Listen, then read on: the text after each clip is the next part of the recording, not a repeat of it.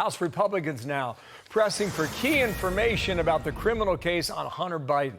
But the U.S. Attorney David Weiss says he will not meet their deadline. This is a new report finds that 3 top Delaware prosecutors were taken off the case right before the charges were filed.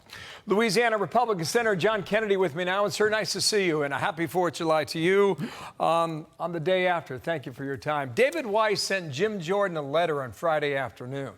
He pretty much denied all of the claims that are made against him, including this one.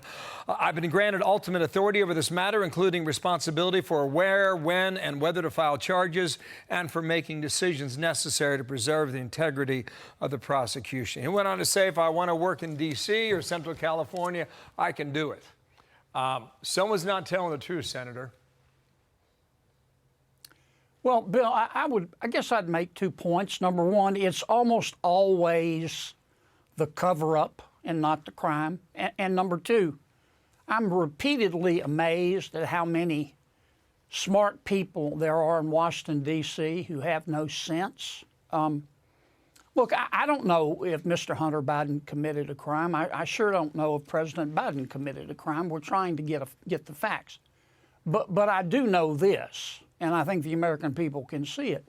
The Washington managerial elite, the establishment, if you will, is working harder than an ugly stripper to cover up whatever happened.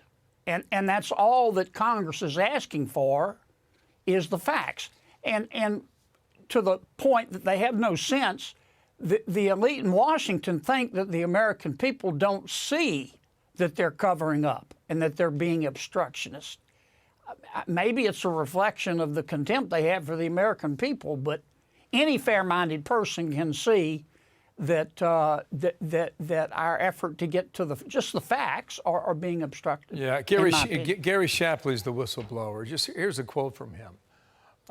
He says, none of the 3 were involved in the underlying investigation during Gary's tenure, to my knowledge. What they're talking about are 3 prosecutors who apparently worked on Hunter Biden's case for 5 years, and then they were removed recently. What would explain why that would happen, or is that just a regular course in law? Well, that's why we need the fact. I mean, just look at this from 35,000 feet. Let's suppose you're an important government official, Bill, and very powerful, and your grown kid comes home one day and says, Dad, good news. A bunch of Russian companies and Chinese companies and Romanian companies and Ukrainian companies have just hired me. They're giving me millions of dollars to give them advice about stuff I don't know anything about. Now, what are you going to do as a responsible government official? You're not going to say, don't tell me anything about it, but be sure and share some with your sister. You're going to try to find out what's going on. And the White House's story is that the president knew nothing about any of this. And, I mean, it just doesn't pass the smell test. Well, if you want to figure this out, then you got to put him under oath. And he said that he would accept an invitation from House members. I welcome the opportunity to talk about these topics with the committee in more detail. If that's the case, you bring him in, you swear him in, and you work for answers. But you also have to have the documents, and you have to have the emails, and you have to have the taped telephone conversations, and that's what the House is trying to get.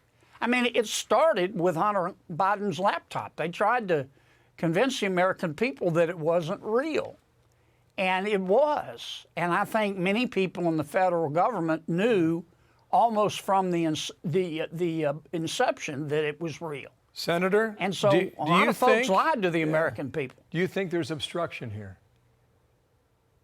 It sure looks like it. Well, time will tell, and maybe we get that hearing on the Hill and find out together. Senator, thank you for your time. John Kennedy, thanks. Thank you, Bill. I'm Steve Doocy. I'm Brian Kilmeade. And I'm Ainsley Earhart. And click here to subscribe to the Fox News YouTube page to catch our hottest interviews and most compelling analysis.